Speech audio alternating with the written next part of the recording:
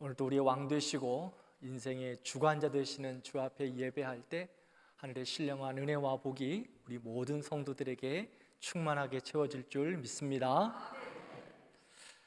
우리는 수개월 동안 사도행전 말씀을 살펴보며 함께 은혜를 나누었습니다. 사도행전은 단순히 초대교회의 역사를 기록한 책이 아닙니다. 성령님께 붙들린 사람들이 성령과 함께 어떻게 살아갔나, 복음의 증인으로 어떻게 살아갔는지를 보여주는 성경입니다. 사도행전의 시작은 예루살렘의 작은 다락방에 모인 제자들에게서부터 시작합니다. 그들은 세상을 바꿀 만한 힘을 가진 그러한 능력이 있는 사람들이 아니었습니다. 그런데 그들에게 하나님의 성령이 임하셔서 그들의 모든 것이 달라졌습니다. 두려움에 있던 사람들이 담대한 증인이 되었고, 예루살렘에 머물렀던 사람들이 유대와 사마리아와 땅끝까지 이르러 전파하는 축복의 통로가 되었습니다. 그 길에는 어려움도 많았습니다. 교회는 핍박을 받았고 사도들과 성도들은 순교로 답했습니다. 그러나 하나님은 그 모든 상황을 복음의 통로로 사용하셨습니다. 막힌 것처럼 보였던 자리마다 하나님이 새로운 문을 여셨고 광야의 길을, 사막의 강을 만드셨습니다. 하나님의 역사는 계속되었습니다. 오늘 본문은 사도행전 마지막 장면입니다. 바울은 마침내 그렇게 바라고 소망했던 로마에 도착했습니다. 그러나 그는 쇠사슬이 묶여있는 죄수의 몸이었습니다. 외형상으로 볼 때 초라한 죄수의 모습이었지만 사실은 사도 바울은 세상의 중심이었던 로마의 한복판에 십자가의 능력, 복음의 능력, 그리스도의 사랑을 꽂은 하나님 나라의 영적 군사였습니다. 로마에 입성한 바울이 맞이한 환경은 어떠했습니까? 로마는 바울이 가지고 있었던 로마 시민권과 바울에게서 아직까지 특별한 죄를 발견하지 못한 그러한 일들로 인해서 위험한 범죄자 취급은 받지 않았습니다. 그래서 비교적 완화된 조치 가운데 가택연금 정도의 지금 삶을 살고 있습니다. 그러나 바울의 한쪽 손에는 자신을 감시하고 있는 로마 병사와 함께 연결된 쇠사슬이 묶여 있습니다. 주님의 음성에 순종하여 목숨을 걸고 로마까지 왔으면 화려한 그리고 안전한 선교의 대로가 열려야 하는 것처럼 보입니다. 그런데 바울의 환경은 그리 만만하지 않습니다. 우리 같으면 깊은 영적 침체에 빠져 하나님을 원망하기도 하고 주저앉을 수도 있을 것입니다. 그런데 바울은 낙심하는 것이 아니라 17절을 보면 로마에 도착한 지 사흘 만에 로마에 있는 유대인 지도자들을 초청하여 복음을 전하기 시작합니다. 나는 이스라엘의 소망으로 말미암아 쇠사슬에 매인 바 되었다. 그가 유대인 지도자들에게 전한 복음의 메시지입니다. 이스라엘의 소망이 무엇입니까? 하나님께서 약속하신 메시아의 소망, 예수 그리스도 안에서 성취된 구원의 소망을 말하고 있습니다. 바울은 나는 죄를 지어서 쇠사슬에 매인 것이 아니라 예수님의 복음 때문에 이 자리에 서 있습니다. 나는 예수 그리스도의 복음에 매인 하나님의 사람입니다. 당당하게 복음을 전하고 있는 것입니다. 바울은 비록 재판을 기다리고 있지만 그 안에서 그 세상 가운데 압도하는 복음의 능력으로 영적인 자존감을 가지고 세상을 향하여 하나님의 마음을 담대하게 선포하고 있습니다. 사랑하는 성도 여러분, 선교의 영광은 매임이 없는 완락한 환경이 아닙니다. 어떤 환경 속에서도 만왕의 왕 되신 예수 그리스도께 소망을 두고 믿음으로 살아가는 것, 그것이 성도의 걸음이며 성도의 영광입니다. 오늘날 이 시대를 살아가는 수많은 그리스도인들은 세상의 거친 환경과 시험 앞에 너무나 쉽게 위축되고 넘어집니다. 물질의 사슬에 조금만 묶여도 순식간에 영적인 침체에 빠지기도 합니다.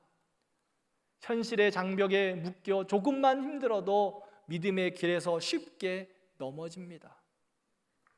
그러나 우리의 환경이, 우리의 상황이 어렵고 결핍되었다고 해서 우리를 부르신 하나님의 사랑과 은혜는 절대 결핍되지 않습니다.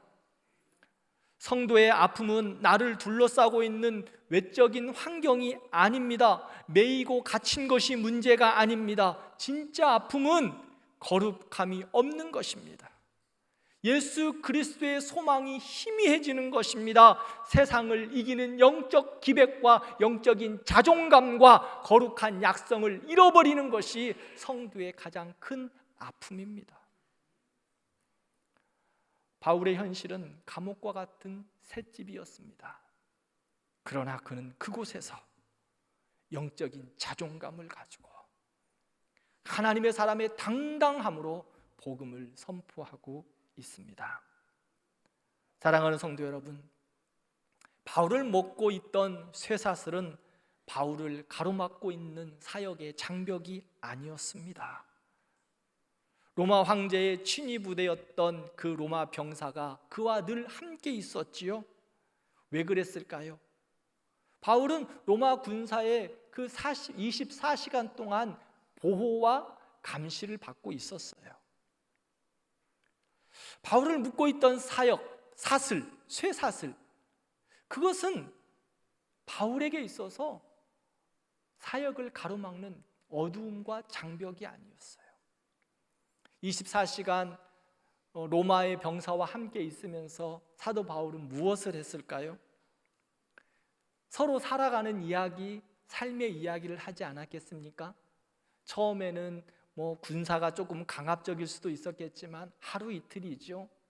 계속 만나다 보면 그들의 삶을 이야기했을 것입니다. 근데 사도 바울의 삶의 이야기는 무엇입니까? 그가 공의원이었을 때, 아주 훌륭하고 잘 나갔을 때 이야기만 했을까요? 아닙니다. 그 삶을 이야기하면서 다메섹 도상에서 만난 예수 그리스도, 그분을 전했을 것입니다. 살아온 이야기, 삶의 이야기 가운데 나를 만나주신 예수 그리스도, 그분의 삶을 로마 병사들과 함께 나누었을 것입니다. 사도 바울은 그 삶 속에서 거침없이 또 담대하게 복음을 전한 겁니다. 훗날 바울이 감옥 안에서 빌립보 교회 성도들에게 보낸 편지를 보면 이렇게 고백하고 있습니다. 빌립보서 1장 12절 말씀을 함께 읽겠습니다. 형제들아, 내가 당한 일이 도리어 복음 전파의 진전이 된 줄을 너희가 알기를 원하노라. 이러므로 나의 매임이 그리스도 안에서 모든 시위대 안과 그 밖에 모든 사람에게 나타났으니 아멘. 바울은 내가 감옥에 있어서 당한 모든 일이 도리어 복음의 역사의 진전이 되었다고 말합니다. 우리 하나님의 사람들에게, 성도의 믿음에 있어서 이 도리어의 은혜가 있기를 기도합니다. 우리의 삶에 고난이 있습니까? 그러나 도리어 그것이 복음의 역사심의 통로가 되기를 기도합니다. 매임이 도리어 회복의 기회가 되기를 바랍니다. 막힘이 도리어 하나님이 새 문을 여시는 축복의 통로가 되기를 바랍니다. 그러므로 우리의 시선을 내 손에 묶인 차가운 쇠사슬에만 주목하지 말기를 바랍니다. 우리의 모든 시선을 주님께 드리고 하나님께, 살아계신 하나님께 소망을 두어야 합니다. 나를 묶고 있는 쇠사슬은 도리어 하나님의 일하심을 나타내는 통로가 될 줄 믿습니다.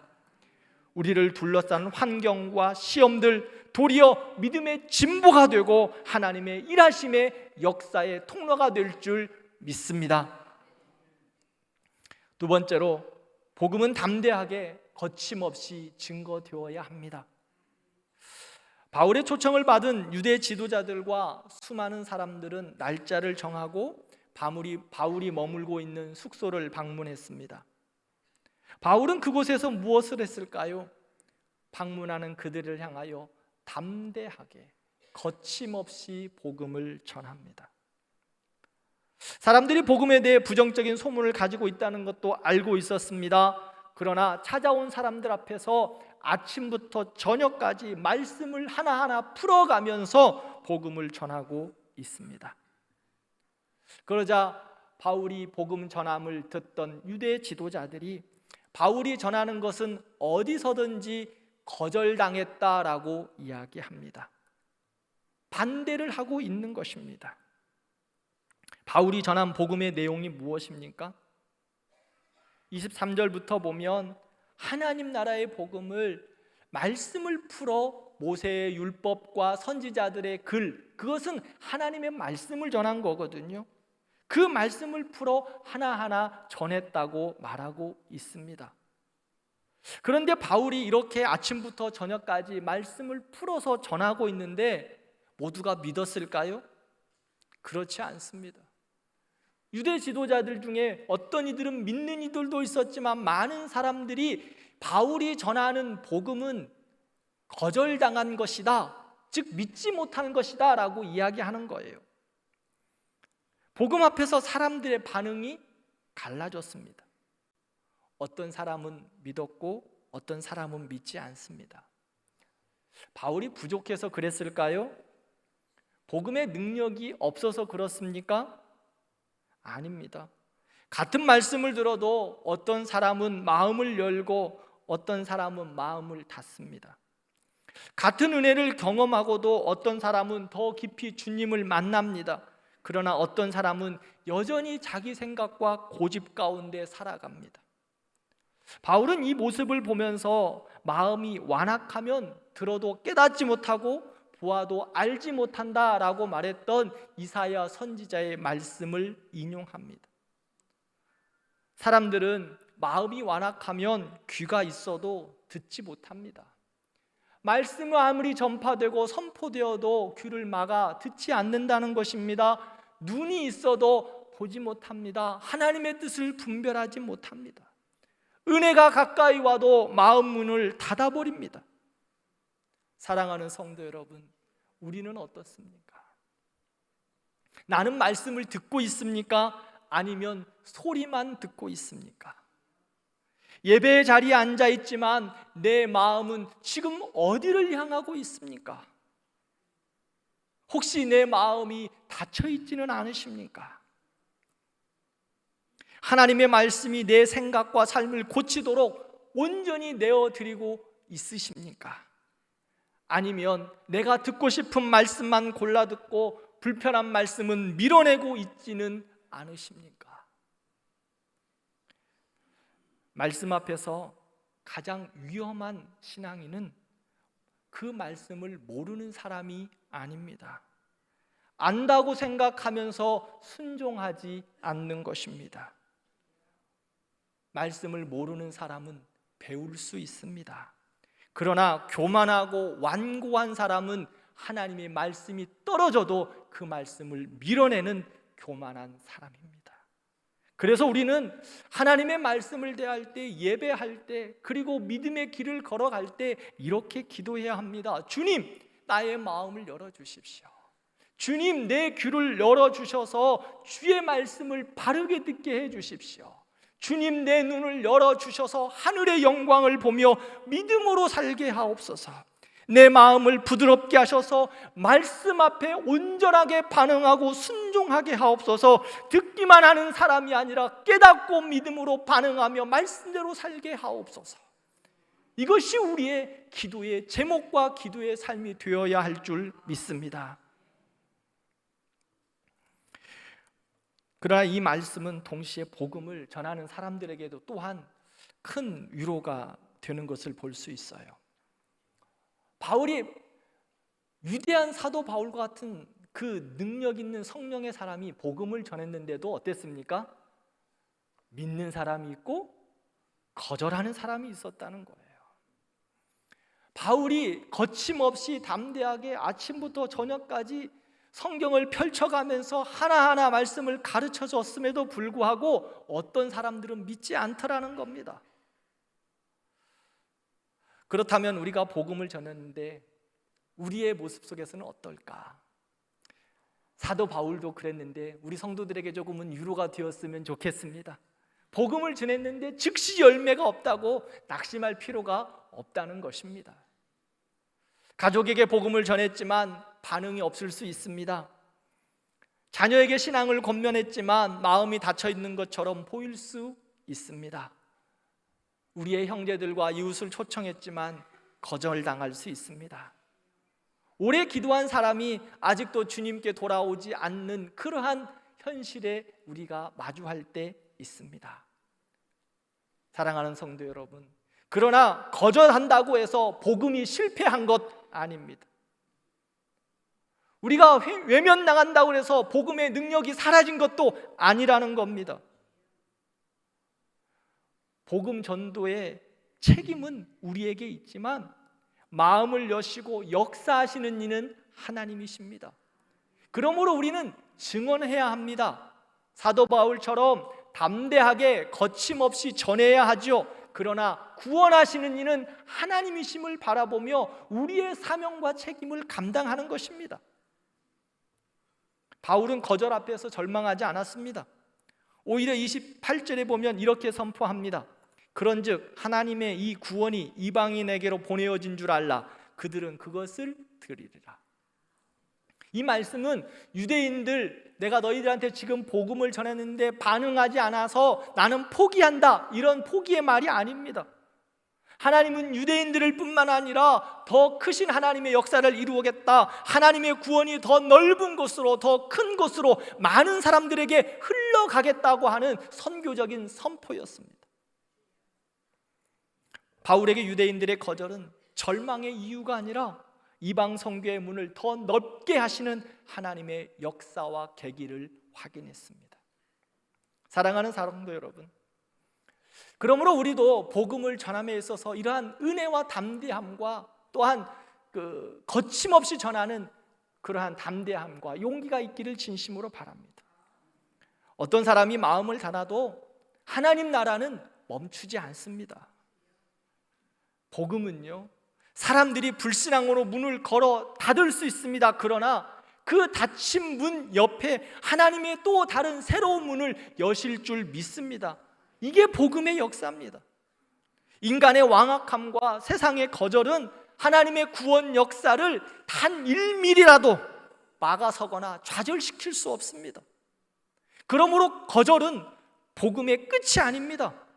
하나님께서 또 다른 길을 여시는 과정입니다. 그러므로 복음을 우리는 담대하고 거침없이 증거해야 합니다. 사랑하는 성도 여러분, 내 생각에 틀을 가두어서 안 된다 말하지 말고 하나님께서 주신 우리의 책임은 전하는 거예요. 거침없이 담대하게 전하는 거예요. 반대가 있지요. 사도 바울이 전했는데도 거절하는 사람들이 많았어요. 그렇게 위대한 성령의 사람 사도 바울이 전하는데도 거절당했다면 우리는 어떨까요? 그러나 반대가 있다고 멈추지 말아야 합니다. 거절이 있다고 입을 닫지 말아야 합니다. 사람들이 복음을 듣는 것을 불편해한다고 해서 복음을 부끄러워하지 말고 내 하나님, 나의 주인 되신 그 예수 그리스도, 구원의 하나님, 능력의 하나님을 담대하고 거침없이 우리는 전해야 합니다. 세상은요, 복음을 좋아하지 않습니다. 하나님 나라를 불편해합니다. 왜요? 세상은 자기들이 왕노릇해야 하기 때문입니다. 그런 세상 가운데서 우리는 예수 그리스도가 주인이시고 예수 그리스도가 구원이시며 예수 그리스도가 우리의 모든 삶의 인도자 되심을 증거해야 합니다. 이 시대가 하나님을 거절하고 잊어버릴수록 우리와 교회는 하나님의 나라와 예수 그리스도를 더욱더 선명하게 끊임없이 거침없이 증거해야 할 것입니다. 이것이 우리에게 주신 이 마지막 시대를 살아가는 사명입니다. 더 나아가서 다음 세대가 세상의 가치에 흔들리지 않도록 하나님의 말씀을 가지고 그들을 더욱더 양육하고 세워야 합니다. 세상은 다음 세대들이 하나님의 사람으로 살지 못하도록 모든 방법들을 동원해서 흔들고 있습니다. 이런 세대 가운데 우리는 그들을 방관하지 말고 세상이 흔들면 그것보다도 더 큰 방어막을 세워서 우리의 자녀들과 다음 세대를 보호해야 하고, 세상이 100으로 외치면 우리는 1000으로 크게 더 외쳐서 우리의 다음 세대들을 보호하고 말씀으로 심어야 할 줄 믿습니다. 우리 교회와 성도들이 이런 교회, 이런 성도들 되기를 축복합니다. 반응이 없다고 낙심하는 교회가 아니라 하나님의 때를 믿고 계속 말씀을 전하는 교회가 되어야 합니다. 거침없이 담대하게, 반응이 더디 보여도 끊임없이 말씀을 심어야 하고, 세상이 등을 돌려도 교회는 끊임없이 거침없이 하나님 나라를 선포해야 합니다. 하나님께서 이 말씀을 통해 거침없이 증거되는 하나님의 나라를 통해 메마른 영혼을 살리시고 우리를 통해 하나님 나라를 계속 확장해 가실 줄 믿습니다. 세 번째는 사도행전은 계속 진행형입니다. 사도행전 마지막 구절인 30절과 31절 함께 읽겠습니다. 바울이 온 이태를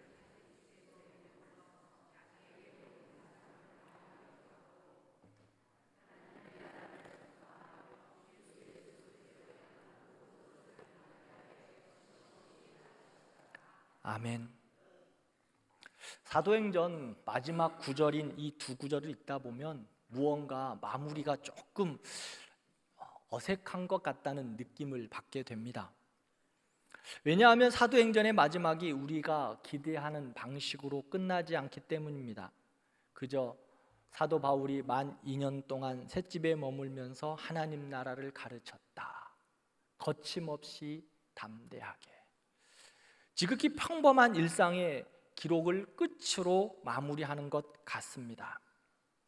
우리는 이런 결말을 기대할 수 있습니다. 바울이 로마 황제 앞에서 복음을 전하고 사람들이 큰 감동을 받고 예수를 믿더라. 또 아니면 마지막 순간까지 예수 그리스도를 전한 사도 바울은 순교하였다. 그런데 성경은 이 모든 이야기를 자세하게 기록하지 않습니다. 바울이 어떻게 재판을 받았는지, 그리고 풀려났는지, 다시 선교의 길을 걸었는지, 어떤 방식으로 순교했는지 사도행전은 침묵하고 있습니다. 그저 바울이 2년 동안 머물면서 사람들을 영접했고 하나님 나라를 전파했고 주 예수 그리스도에 관한 모든 것을 담대하고 거침없이 가르쳤다, 이렇게 마무리하고 있습니다. 사도행전은 바울의 영웅서신이 아닙니다. 사도행전의 주인공은 베드로도 아니고 바울도 아니고 성령 하나님이십니다. 그러므로 사도행전의 결론은 복음이 어떻게 전파되었는가, 하나님의 나라는 어떻게 되었는가, 이것이 사도행전의 핵심입니다. 그래서 사도행전의 마지막 대답은 이것입니다. 복음은 멈추지 않습니다. 하나님의 나라는 갇히지 않습니다. 주 예수 그리스도의 말씀, 복음은 담대하고 거침없이 전하여집니다. 이렇게 사도행전의 마무리를 하고 있는 것입니다. 사도행전 헬라어의 마지막 단어는 거침없이라는 단어입니다. 우리나라의 어순과는 조금 다르기 때문에 우리는 가르치더라라고 마무리를 하고 있지만, 헬라어의 원어를 보면 거침없이 단어가 마지막이에요.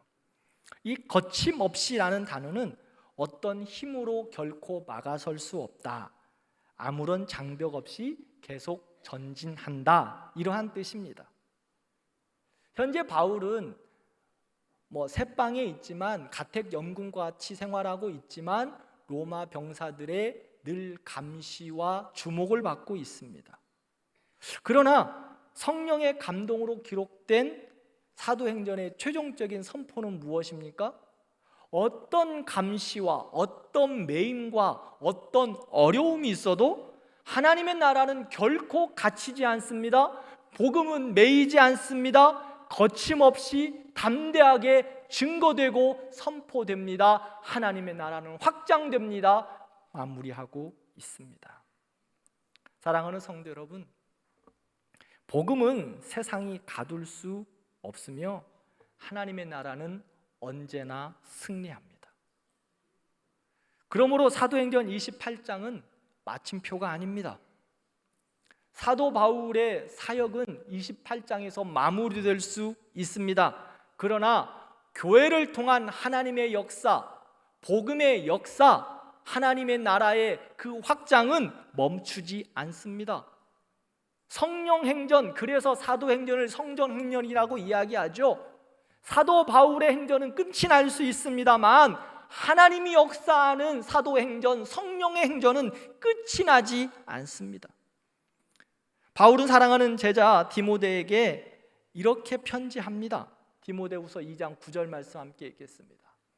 복음으로 말미암아 내가 죄인과 같이 매이는 데까지 고난을 받았으나 하나님의 말씀은 매이지 아니하니라. 아멘. 이것이 바울의 믿음이었습니다. 그리고 신앙 고백이었습니다. 그리고 그의 전도의 삶의 모습이었습니다. 복음으로 말미암아 내가 매임바 되었다, 죄인과 같이 되었다. 그런데 무엇은 매이지 않았습니까?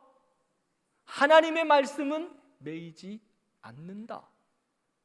복음은 매이지 않는다. 그렇게 말하고 있습니다. 사랑하는 역사 여러분, 복음의 역사는 갇히지 않습니다. 그러면 복음의 역사는 어떻게 계속 진행되고 있을까요? 성령의 역사는 28장 이후에 어떻게 진행된다고 생각하십니까? 성령께서 교회를 통하여 사도행전 29장을 계속 써내려가고 계십니다.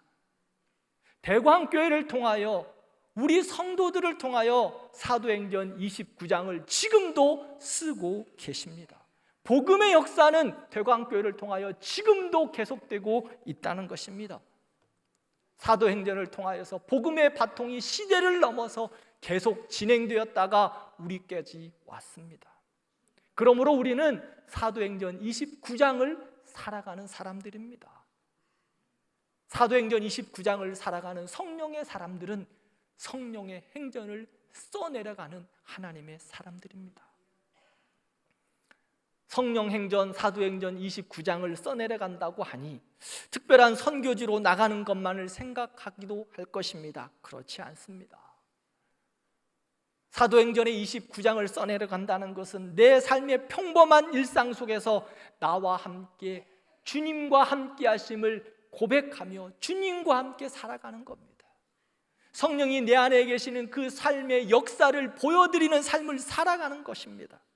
하나님의 사람으로 살아가는 세상 속에서 매일매일 치열한 직장과 일터가 바로 우리가 써내려가는 사도행전의 29장이라는 것입니다. 이것이 우리의 배경입니다. 그러므로 우리가 삶의 현장에서 세상과 타협하지 말고 물질의 유혹 앞에서 비겁하지 말고 예수 그리스도의 왕되심을 선포할 때 성령 행전의 역사는 계속될 줄 믿습니다. 그러므로 우리는 사도행전 29장을 써내려가면서 복음의 능력으로 거침없이 담대하게 살아가야 합니다. 하나님의 사람들은 복음의 능력으로 살아갈 때 주눅들 필요가 없습니다. 복음 앞에서, 은혜 앞에서 하나님의 사람의 당당함을 가지고 담대하고 거침없이 살아가는 은혜가 있기를 축복합니다. 그런데 때로는 우리가 사람들에게는 지혜롭고 온유하게 해야 하는데 사람들에게는 담대하고 거침없이 그저 그냥 자기의 욕심대로 하고 반대로 살아가는 모습들이 너무나 많아요. 그러나 사랑하는 성도 여러분, 하나님의 사람들은 세상 속에서 조금 손해볼 수 있겠지만 사람들에게는 지혜롭고 온유하게 대하고 복음 앞에서는 담대하게 거침없이 살아가는 은혜가 있기를 진심으로 축원합니다.